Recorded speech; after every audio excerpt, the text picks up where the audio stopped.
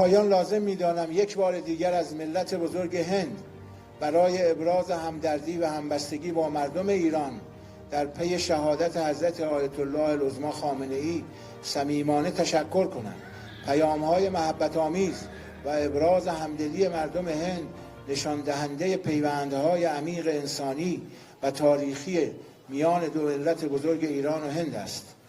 मैं अपनी गुफ्तगू के आखिर में हिंदुस्तान के अवाम का शुक्रिया अदा करना चाहूँगा कि जिन्होंने हमारे रहबर शहीद की शहादत पर जिस तरीके से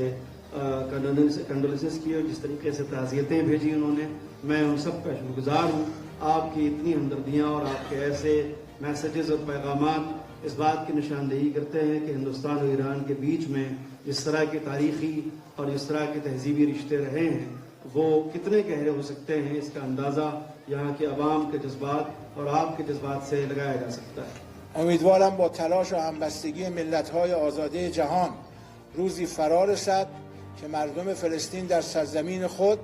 در صلح و امنیت و آزادی زندگی کنند و عدالت برای همه مظلومان جهان برقرار شود. मैं उम्मीद करता हूँ कि इसी तरह दुनिया के तमाम आज़ाद माशरे और आज़ाद लोग एक साथ मिलजुल कर ऐसी काबिश और कोशिश जारी रखें कि इसके नतीजे में एक वो दिन आए कि जब फ़लस्तीन के मज़लूम आज़ाद मुल्क में और अपनी ज़मीन पर सांस लें, ज़िंदगी गुजार